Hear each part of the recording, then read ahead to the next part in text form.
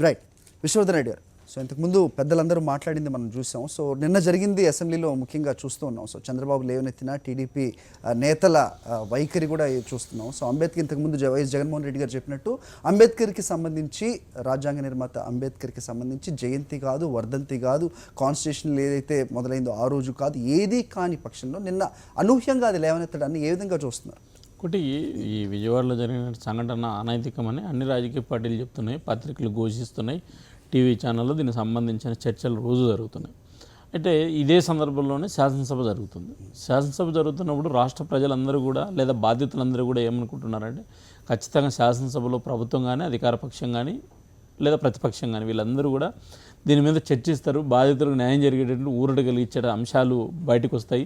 దీనికి ఒక పరిష్కారం దొరుకుతుంది, లేదా బాధితులు ఎవరైతే ఉన్నారో వాళ్ళకి న్యాయం జరుగుతుంది, ఎవరైతే దీని కారకులు ఎవరున్నారో వాళ్ళకి శిక్ష పడుతుందని చెప్పి భావిస్తున్న సందర్భంలో శాసనసభ జరుగుతున్నటువంటి చర్చ లేదా శాసనసభలో జరుగుతున్నటువంటి వ్యవహార తీరు ఇదంతా కూడా బాధితులకు న్యాయం జరిగేటట్లు నాకైతే అనిపించడం లేదు. రెండోది, ఈ ప్రభుత్వం ఈ సంఘటన బయటకు వచ్చిన తర్వాత కొన్ని అధికారికంగా కేసులు కూడా నమోదు చేసింది. దీంట్లో ప్రధానంగా ప్రభుత్వం డిక్లేర్ చేసినటువంటిది ఏంటంటే, తెలుగుదేశం పార్టీకి సంబంధించిన కొంతమంది, వైఎస్ఆర్సీపీకి సంబంధించిన కొంతమంది, కాంగ్రెస్ సంబంధించిన కొంతమంది, సిపిఐ పార్టీకి సంబంధించిన కొంతమంది.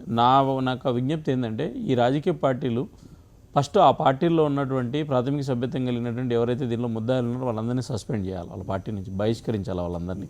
ఫస్ట్ నైతికత వాళ్ళ పార్టీలో పాటించాలని కోరుతున్నారు. రెండు, ప్రభుత్వం ఈరోజు అధికారంలో ఉంది. ప్రభుత్వం శాసనసభ జరుగుతున్న సందర్భంలో ప్రభుత్వం వేసేటువంటి ఎత్తుగడల్లో ప్రతిపక్ష పార్టీ నేను అనుకుంటున్నా వాళ్ళ ట్రాప్లో పడిపోయింది అనుకుంటున్నా. ఎందుకంటే ఈరోజు అంబేద్కర్ గారి గురించి మనం ఇప్పుడు విజువల్స్లో చూసిన జగన్మోహన్ రెడ్డి గారు మాట్లాడారు, వారి పార్టీ వాయిస్ను వారు వినిపించారు. శాసనసభలో ముఖ్యమంత్రి గారు నేను అంబేద్కర్ గురించి మాట్లాడాలనుకున్నాను, ఈ సందర్భంలో సభ వాయిదా పడిందా ఆయన చెప్పడం జరిగింది. ఈ అంశం పక్కన పెడదాం. ఒకటి, అంబేద్కర్ గారి ఆశయం ఏదైతే ఉందో, అంబేద్కర్ ఆలోచన ఏదైతే ఉందో, ఇప్పుడు జగన్మోహన్ రెడ్డి గారు కూడా చెప్పారు మనం చూసిన విజువల్స్లోనే, ఎవరైతే ఈ యొక్క సెక్స్ రాకెట్లో కానీ, ఎవరైతే అక్రమ వడ్డీల్లో కానీ, ఎవరైతే ఆత్మహత్యలు చేసుకున్న కుటుంబాలు వీళ్ళందరూ కూడా 90% దారిద్ర్య దిగువ దళిత మధ్యతరగతి కుటుంబాలకు సంబంధించిన వ్యక్తులు. అసలు ఈ కూరల్లో చిక్కుకుంటా అనేది వాళ్ళు. దీనికోసం కేంద్ర ప్రభుత్వం ఈ మధ్య ముద్ర అనేటువంటి ఒక ఫైనాన్స్ తీసుకొచ్చింది. వాళ్ళది ఏంటంటే ఎవరు కూడా వడ్డీలు లేవు. ఇప్పుడు ఎకనామిక్ అఫెన్సో లేకపోతే ఒక కేవలం వడ్డీకి సంబంధించో కాదు, ఇది ఒక రూపాంతరం చెందింది. ఒక ఆడవారిని, మహిళలను ఎక్స్ప్లాయిట్ చేసే దిశగా ఇంత దారుణమైన చర్యలు జరుగుతున్నప్పుడు దీని మీద చర్చను పక్కదారి మళ్లించే అవసరం ఏముంది? నెంబర్ టూ, ఇప్పుడు మొన్న జరిగిన కల్తీ మద్యం విషయంలో ఒక్క రోజులో 1 నుంచి 9 వరకు అక్యూజ్డ్, A1 నుంచి A9 వరకు ప్రకటించిన నేపథ్యంలో ప్రముఖంగా పేర్లు వినిపిస్తున్న తెలుగుదేశం నాయకులు బుద్ధా వెంకయ్య కానివ్వండి, లేకపోతే బోడే ప్రసాద్ కానివ్వండి, మిగతా నాయకులు సస్పెండ్ చేసి నిష్పక్షపాతంగా మేము వ్యవహరిస్తున్నాం అనే ఒక మెసేజ్ని టీడీపీ ఇవ్వలేకపోతుంది. హరి గారు, నేను చెప్పిన పాయింట్ ఎగ్జాక్ట్లీ మీరు చెప్పింది, నేను చెప్పింది ఒకటే. నేను ఏమంటున్నానంటే, ఫస్ట్ మీ చేతిలో ఉన్న పని చేయండి. ఈరోజు ఎమ్మెల్యేలు కావచ్చు, ఎమ్మెల్సీల మీద కావచ్చు, ఎంపీల మీద కావచ్చు, ఎవరైతే ఆరోపణలు వచ్చాయో వాళ్ళు ఆ పార్టీకి సంబంధించిన వ్యక్తులను తక్షణం సస్పెండ్ చేయమంటున్నాను నేను. Irrespective of the political party, ఏ పొలిటికల్, ఈవెన్ దో మా పార్టీలో ఉంటే కూడా మేము చర్యలు చెప్పాలి. అంటే ఇప్పుడు అనూహ్యంగా 118 మంది అరెస్టులు జరిగినాయి, 44 మంది ఇతర పార్టీల వాళ్ళు, ఇవన్నీ చెప్పడం అవసరమా? హరి గారు, ప్రభుత్వం యొక్క వ్యూహం ఏంటంటే, వారు చెప్పినట్టుగా అందరూ ఈ మొత్తం విజయవాడ కాల్మనీలో డబ్బులు, సెక్స్ ర్యాకెట్లు ఇవన్నీ దాన్ని ఒక ఫోకస్ ని తగ్గించడం కోసమే రాష్ట్రం అంతా వడ్డీ వ్యాపారుల మీద దాడులు చేసే పని ఒకటి పెట్టుకున్నారు. చేయాలి, అది కూడా అవసరం లేదు. రెండవది ఏంటంటే, దీంట్లో అన్ని పార్టీలు ఉన్నారని ఒక ప్రచారం, ఉన్నా లేకపోయినా ఒక పార్టీ అంటగట్టి వీళ్ళందరూ ఉన్నారని అన్ని పార్టీలు చేయాలని తెలుగుదేశం నాయకులు బలంగా ఉన్నారు దీంట్లో అనేది రాష్ట్రం అంతా చర్చే. ఈ ప్రాధాన్యతను తగ్గించాలంటే కొంతమంది మీద కేసులు పెట్టడం, లేకపోతే సమస్యను ఎక్స్ప్లైట్ చేయడం. ఒక్క నిమిషం నాగేశ్వర గారు, నేను దాని అంశం జోలికే, లేకపోతే నేను ఒక రాజకీయ పార్టీని నిందించే అజెండా కాదు నాది. నేను ఏమంటున్నా అంటే, ఈరోజు నిజమైన బాధ్యతలు ఉన్నారు. ప్రభుత్వం దగ్గర అనధికారికంగా 200 సీడీలు దొరికాయి. మహిళలను వేధింపులకు గురి చేసిన వ్యక్తులు విదేశాలకు ఎమ్మెల్యేలతో పాటు పోయారు. వాళ్ళు విదేశాలు పాస్పోర్ట్లో, ఎయిర్పోర్ట్లో స్పష్టంగా కనపడుతుంది. ఈ కొంతమంది ఎమ్మెల్సీలు బహిరంగ ప్రకటనలు ఇచ్చారు, మా కుటుంబ సభ్యులు ఉన్నారు, వాళ్ళు ఉంటే వాళ్ళ మీద చర్యలు చేపట్టడం మాకు సంబంధం లేదు, మేము ఒకే ఇంట్లో ఉంటాం, వాళ్ళు వేరే వాకిల్లో పోతారు, మేము ఇంకో వాకిల్లో. నేను దాన్ని మాట్లాడలేదు. నా పాయింట్ ఆఫ్ వ్యూ ఏంటంటే, శాసనసభ జరుగుతుంది, ప్రతిపక్ష పార్టీ కీలకమైనటువంటి సభ్యులు ఉన్నటువంటి పార్టీ రాష్ట్రంలో. అధికార పార్టీ దీని మీద చర్చ జరగాలి. 1999లో చట్టం చేయడానికి చంద్రబాబు నాయుడు గారు ముఖ్యమంత్రి ఉన్న సందర్భంలోనే ఈ మనీ ల్యాండింగ్ చట్టం ప్రయత్నం జరిగింది. ఈ దేశంలో 2 రాష్ట్రాల చట్టాలు ఉన్నాయి, అది కూడా ఒక అంశం. ఇప్పుడు జరిగినటువంటి అంశానికి సంబంధించిన విషయంలో ఏదైతే ఉందో చాలా మనం నేను పత్రికల్లో చూసాం, వేల బాండ్లు కాలువల్లో చెరువుల్లో తీసుకొచ్చి పడేస్తున్నారు. అంటే ఇది ఒక పెద్ద ఎత్తున ఒక విష సంస్కృతి కనపడుతుంది. ఎగ్జాంపుల్గా మనకు విజయవాడ క్యాపిటల్ కేంద్రంగా దొరికింది. ఈరోజు నూతనంగా ఏర్పడిన రాష్ట్రంలో ఇలాంటి సంస్కృతి కానీ లేకుంటే ఇలాంటి పరిస్థితులు కానీ ఉత్పన్నం కాకూడదు. దీని మీద కఠినమైన చర్యలు చేపట్టాలి. దీనికి శాసనసభ వేదిక ప్రభుత్వం కావచ్చు, ప్రతిపక్షం కావచ్చు, ఒక నిర్మాణాత్మకమైన చర్చ జరగాలి, బాధితులకు న్యాయం జరగాలనేటువంటి నా ఉద్దేశం. కాబట్టి ఇప్పటికైనా సరే ఈ ఉన్న మిగిలినటువంటి రోజుల్లో అయినా సరే శాసనసభ జరిగేదే మూకుడిగా అప్రిషియేట్ మీరు అపీల్ చేస్తున్నారు, కరెక్ట్ గా జరగాల్సినవి. మీరు ప్రభుత్వంలో భాగస్వాములుగా ఉన్నారు, మీ పార్టీ తరపు నుంచి కూడా మంత్రులు ఉన్నారు. వాళ్ళు ఈ ప్రశ్నలు లేవనెత్తుంటే ప్రతిపక్షం దానికి మీరు సమర్థిస్తారా? ఆ పరిస్థితి కనిపిస్తుందా? మీరు హరి గారు నిన్న పత్రికలు చూడండి, భారతీయ జనతా పార్టీ రాష్ట్ర నాయకత్వం విజయవాడ కేంద్రంగా ఆందోళన చేసాం. మేము నిలదీయడం చర్చ జరిగితే మా పార్టీకి సంబంధించినటువంటి శాసనసభ పక్ష నేత కావచ్చు, శాసనసభ్యులు కావచ్చు, లేకపోతే మంత్రులు కావచ్చు, ఖచ్చితంగా మేము బహిరంగంగానే మేము వచ్చి రోడ్డు మీదకి వచ్చి బ్యానర్లు పట్టుకొని ఈ విజయవాడలో ఈ రకంగా దుర్మార్గం జరిగిందని చెప్పి మేము ఆందోళన చేస్తుంటే దాంట్లో ఇంకా మళ్ళా చర్చ కూడా లేదు. నిర్బంధంగా మేము ఒకటే, ఎవరైనా బాధ్యులు ఉండేయండి, నిష్పక్షపాతంగా విచారణ జరగాలి, బాధితులు న్యాయం జరగాలి. రిజర్వ్ బ్యాంక్ నిబంధనలు చెప్తున్నాయి, పెద్దలు ప్రసాద్ రెడ్డి గారు చెప్పారు, బ్యాంకింగ్ సెక్టర్ అంతా కూడా కొలాప్స్ అయిపోయింది. రిజర్వ్ బ్యాంక్ నిబంధనలు చెప్తుంది, మా బ్యాంక్ నిబంధనల ప్రకారమే ప్రైవేట్ వడ్డీలు ఎవరైనా వసూలు చేసుకోవాలనేటువంటిది. వడ్డీతో వసూలు చేసుకుంటే ప్రాబ్లం లేదు హరి గారు.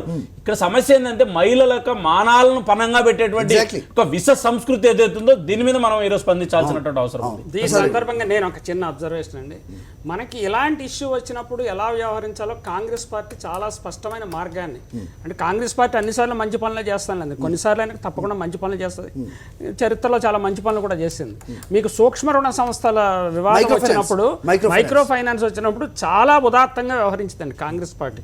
ఈ వివాదంలో ఇరుక్కున్నది కేంద్ర స్థాయి కాంగ్రెస్ నాయకులు, రాష్ట్ర స్థాయిలో కాంగ్రెస్ నాయకుల బంధువులు ఉన్నప్పటికీ రోసయ్య గారు అనుకుంటున్నాను, నాకు గుర్తున్నంత వరకు ఆయన చాలా ప్రిన్సిపల్ స్టాండ్ తీసుకున్నాడు.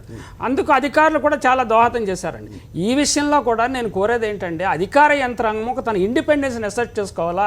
రాజకీయ నాయకులు వడ్డీల ఊపిలోనూ ధనం మత్తులోనూ మునిగిపోయారండి. అధికార యంత్రాంగము చాలా స్పష్టంగా ప్రిన్సిపల్గా వ్యవహరిస్తేనే ఈ వ్యవహారంలో పూర్తి నిజాలు బయటకు వస్తాయి. అధికారులు ఆ పార్టీలు కానీ ఈ పార్టీలు ఏ పార్టీలను మొత్తాన్ని కన్ఫ్యూజ్ చేసి గందరగోళం చేసి ఇష్యూని డైవర్ట్ చేయడానికి ప్రయత్నం జరుగుతూ ఉంది. ఇది ఫోకస్డ్గా జరగాల్సిన విషయం. మొదటి ఫోకస్డ్గా సెక్స్ ర్యాకెట్ వడ్డీ వ్యాపారం అనేది చాలా కాలంగా ఉంది, దాన్ని అణిచివేయాలి, ఉక్కుపాదం దాన్ని చేయాలి. సెక్స్ ర్యాకెట్ విషయంలో ముందు తేల్చండి, విజయవాడ సమస్యను పరిష్కరించండి, తర్వాత గ్రేటర్ ఇష్యూను పరిష్కరించండి. అందుకు చట్టపరమైన ఏర్పాట్లు చేయండి, చట్టాలు తీసుకురండి, అధికార యంత్రాంగంతో వ్యవహరించండి, అన్ని చేయండి. ప్రభుత్వం ప్రజలు మీ వెనక ఉంటారు. అలా కాకుండా ఇది రాజకీయం చేసి మొత్తం వ్యవహారాన్ని డైవర్ట్ చేయాలన్న ప్రయత్నము మంచిది కాదండి, అది ప్రజలకు మంచిది కాదు. అసెంబ్లీలో దీని మీద సీరియస్ డిస్కషన్ జరిగి నిర్ణయం జరగకపోతే ప్రజలకి అసెంబ్లీ మీద విశ్వాసం సడలే ప్రమాదం. మొన్న లెక్కరు గొడవ జరిగినప్పుడు చనిపోయినప్పుడు వెంటనే వాళ్ళ మీద స్పందించి వాళ్ళు ఎవరెవరు ఉన్నారో వాళ్ళందరి మీద కేసులు పెట్టి అరెస్ట్ చేసే కార్యక్రమం చేశారు. చాలా బాగా జరిగింది, మంచి కార్యక్రమం చేశారు. ఇప్పుడు అదే ప్లేస్లో ఈ రకమైన సెక్స్ ర్యాకెట్, ఈ రకమైన ఇబ్బందులు 20 టేపులు దొరికి దాన్ని నీరుగార్చే విధంగా వాళ్ళ మీద యాక్షన్ తీసుకోకుండా, వాళ్ళ మీద ఇప్పుడు వరకు కూడా మాట్లాడకుండా అసెంబ్లీ జరుగుతుంది, మేము వీళ్ళని అరెస్ట్ చేసాం, మేము వీళ్ళ మహిళల్ని ఇబ్బంది పెట్టారు కాబట్టి వీళ్ళని వెంటనే మేము వీళ్ళ మీద యాక్షన్ తీసుకున్న మీద కాకుండా రాష్ట్ర వ్యాప్తంగా ఏదో వడ్డీ వ్యాపారస్తులు, నా తణుకులో కూడా నా నియోజకవర్గంలో కూడా ఒక 10 మందిని 15 మందిని తీసుకొచ్చి కూర్చోబెట్టి అంటే వాళ్ళు ఏమీ అక్రమ వడ్డీలు చేయలేదు, ఇబ్బందులు పెట్టలేదు, ఏం చేయలేదు. కానీ పోలీస్ స్టేషన్ పిలిచి కూర్చోబెట్టి పంపేశారు. పంపేసి మేము ఇంతమందిని ఉన్నారు, ఇంతమందిని మేము అరెస్ట్ చేసామని నెంబరింగ్ గేమ్ ఆడుతున్నారు. ఇక్కడ ఈ పార్టీ వాళ్ళు ఎంతమంది, ఈ పార్టీ ఉంది, ఏ పార్టీ కాని వాళ్ళు ఎంతమంది, ఈ రకమైన దుశ్చర్యలు చేస్తున్నారు. కానీ ప్రజలకి ఈ రోజున నష్టపోయిన ఆ మానవ ప్రాణాలని ఇబ్బంది పెట్టిన నరరూప రాక్షసులని ఏం మాత్రం కూడా చేయకుండా ఇవాళ బీజేపీ వాళ్ళు మేము ఏదో ప్రొటెస్ట్ చేసాం, మేము ధర్నా చేసామన్నారు. మీ మంత్రులు ఉన్నారు, మీ వాళ్ళు ఉన్నారు, నిలదీయమనండి, మాట్లాడమనండి, దాని నుంచి చెప్పమనండి. ఒక వాయిస్ కూడా రాకుండా ఎలాగండి? ఒక్క నిమిషం, మీరు ఇది తప్పా కాదా చెప్పండి. పొలిటికల్ ఎడ్యుకేట్ చేసి ఒక నేను అంశాన్ని పొలిటికల్ అంటలేదు. పొలిటికల్ చేయాలి కాదు. ఇది మీరు తప్పా చెప్తున్నారు, కాదా? మీరు చెప్తున్నారు, భాగస్వామి. మీరు చెప్తున్నారు, అవునండి.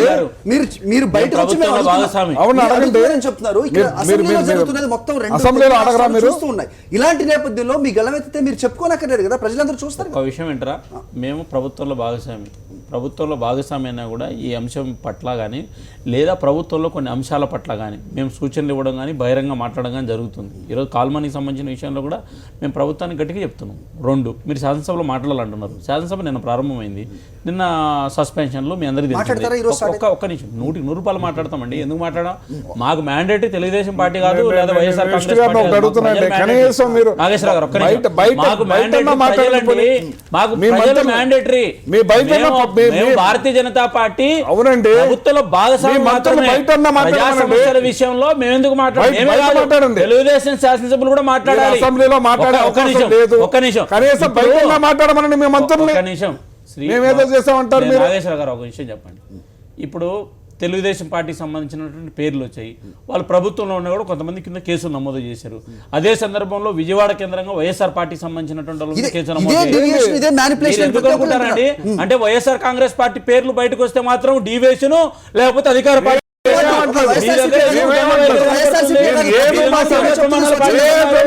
ఎందుకు తొందర ప్రమాణం పాటించారు? శీతాకాల సమావేశాలు రెండో రోజు కూడా ప్రారంభమయ్యాయి. అయితే వాయిదా పడినట్టుగా మనం చూస్తూ ఉన్నాం. సో కాల్ మనీ సెక్స్ ర్యాకెట్పై చర్చ జరగాల్సిందేనంటూ ప్రధాన ప్రతిపక్షం వైఎస్ఆర్సీపీ పట్టుబట్టడం, దాన్ని అధికార పక్షం వ్యతిరేకించడం, స్పీకర్ 10 నిమిషాలు వాయిదా వేయడం జరిగింది.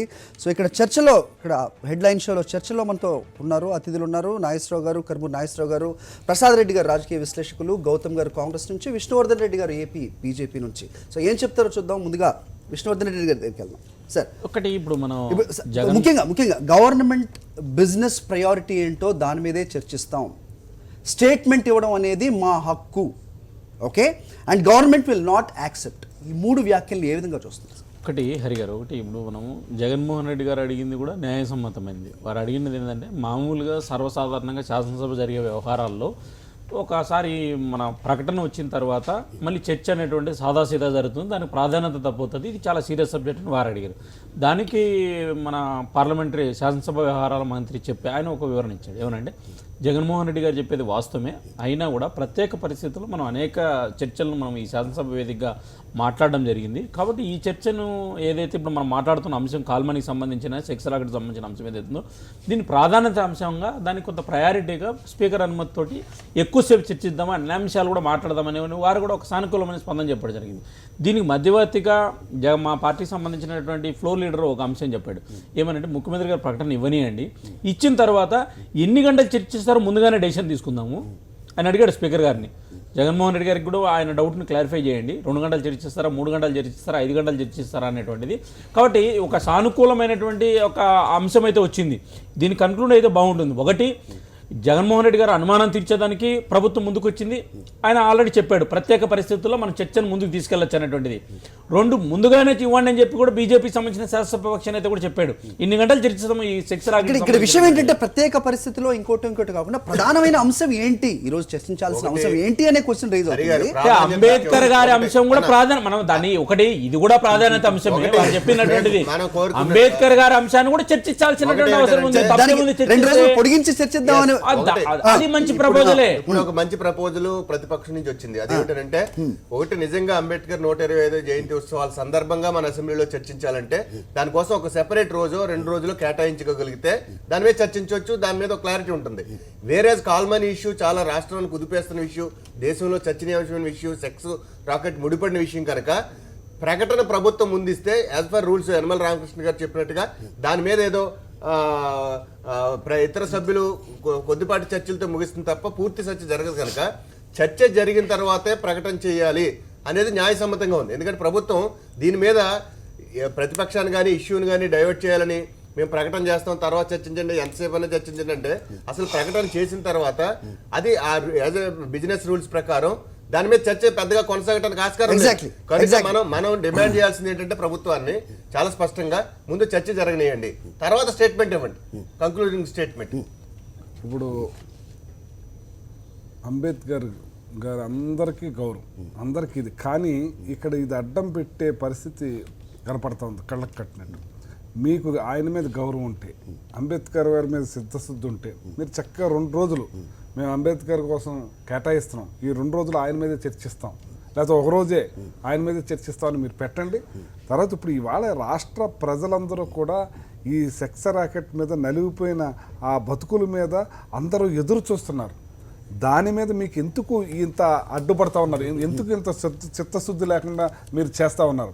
ఇవాళ దాని మీద మీరు చంద్రబాబు నాయుడు గారు ప్రకటన చేస్తాం ఏంటంటున్నాను. ఇంత పెద్ద ఇష్యూ, ఇంత భయంకరమైన బర్నింగ్ ఇష్యూ, ఈ ఇష్యూ మీద మీరు చర్చ పెట్టండి. ప్రభుత్వం చర్చిస్తామంటుంటే మీరు ఇప్పుడు ప్రభుత్వమే చెప్తోంది మేము చర్చిస్తామని. ప్రకటన చేసిన తర్వాత మీరు ప్రభుత్వం ట్రావెల్ పడిపోతున్నారు స్వామి, మీరు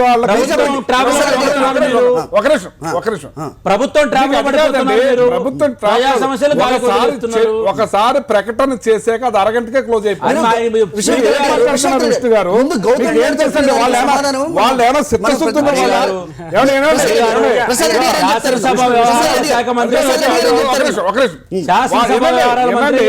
వాళ్ళకి ఏదన్నా ఒక దాని మీద నిలబడి వాళ్ళు అయితే ఆ మాటకి ఇవ్వచ్చు. ½ అన్ అవర్ లో క్లోజ్ చేయండి.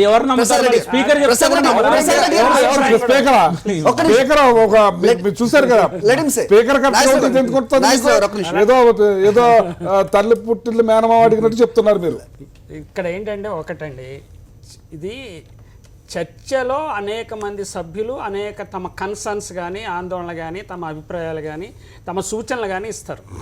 అలాగే ఒక ప్రతిపక్షం అనే కదండి, నేను తెలుగుదేశం పార్టీలో కూడా చాలామంది నిజాయితీ పరులు ఉంటారు, తప్పకుండా వాళ్ళకు కూడా కొన్ని సూచనలు, సలహాలు, క్లోజ్ క్వార్టర్స్లో అబ్జర్వ్ చేసిన అనుభవాలు ఉంటాయి, వాళ్ళు కొన్ని సూచనలు ఇస్తారు. ఇవన్నిటినీ గుదిగుచ్చి ప్రభుత్వం చాలా సిన్సియర్గా ఉంటే, నేను మొదటి నుంచి అదే చెప్తాను, ఫోకస్డ్గా ఉండి ఈ సమస్యను పరిష్కరించుదాము, ఇది ఇట్లా జరిగిపోతా ఉంది, మన కళ్ళ ముందే జరుగుతుంది, మన వాళ్ళు కూడా ఇందులో ఇన్వాల్వ్ అయ్యారు. ఒక కుటుంబ పెద్దలాగా వ్యవహరించాల్సిన ముఖ్యమంత్రి పట్టువిడుపుల ద్వారానే ప్రదర్శించాలి. ప్రతిపక్షం కూడా పట్టువిడుపు ద్వారా ప్రదర్శించడం మంచిదే, కానీ చర్చ తెలుగుదేశం సభ్యులకు కూడా చాలా అవకాశం ఇవ్వాలండి ఇందులో, ఈ తమ సూచనలు చేయడానికి, అభిప్రాయాలు చెప్పడానికి. అప్పుడు మొత్తం అన్నింటినీ గుదిగుచ్చి ఒక స్టేట్మెంట్ అంటే కేవలం ఇక్కడ కొంతమంది నాయకులకే మైక్ ఇవ్వడం జరుగుతుంది, అక్కడ వాళ్ళు వ్యక్తిగత దూషణలకు కూడా రెచ్చగొట్టే ప్రయత్నం మనకు కనిపిస్తుందండి. ఒక్కటే ఒక విషయం అండి, ఇది సీరియస్ అనే అంశాన్ని ప్రతిపక్ష పార్టీ గుర్తించింది. మొదటి నుంచి దీన్ని మాట్లాడుతుంది. ప్రతిపక్ష పార్టీ పెద్ద ఎత్తున ఆందోళన చేసిన తర్వాత ప్రభుత్వం కూడా స్పందించింది, కేసులు పెట్టారు. అది మీరు ఒక సద్వినియోగం చేసుకునేటువంటి సందర్భంలో, ఒక నిజం అండి, మీరు సద్వినియోగం చేసుకునేటువంటి సందర్భంలో మీరు ఎందుకండి పట్టివిడుపులు పోకోకుండా ప్రిస్టేజ్ ఎందుకు, ముందే జరగాలని చర్చ ఎందుకు? ఒక్కటి మీరు చేస్తున్న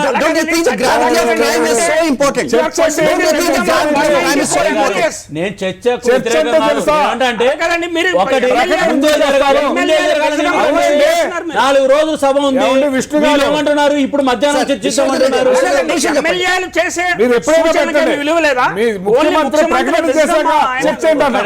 శాసనసభ సమావేశాల ముందు బిఎస్సి ఉంటుంది, బిఎస్సిలో ఏ రోజు ఏ అంశం చర్చించుకోవాలనేటువంటిది చర్చ జరిగింటుంది. అయితే ఒకటి, శాసనసభలో మనము బిఎస్సి ప్రకారం జరగడం లేదు, ఒప్పుకుందాము. ఎందుకంటే సభ ప్రభుత్వం ఓ రకంగా నడిపించాలనుకుంటుంది, ప్రతిపక్ష పార్టీ ఓ రకంగా నడవాలనుకుంటుంది. ప్రజాభిప్రాయాలు ఏం లేవు. ఈ రోజు ఇంత కీలకమైనటువంటి చర్చ కూడా ఈ వారం 10 రోజుల ముందు టీవీలో మాట్లాడినటువంటి నాయకులందరూ కూడా శాసనసభ వేదిక మీదకి వచ్చేలకు శాసనసభ ఎట్లా జరగకోకుండా అడ్డుకోవాలనేటువంటి వ్యూహము అధికార పార్టీ, మనం మాట్లాడాల్సిన అంశాలే ప్రాధాన్యత కావాలని ప్రతిపక్ష పార్టీ. ట్రాప్ లో పడుతున్నారు. ప్రభుత్వం చర్చించాల్సినటువంటి అంశాలు చర్చించకుండా ఎప్పటికైనా సరే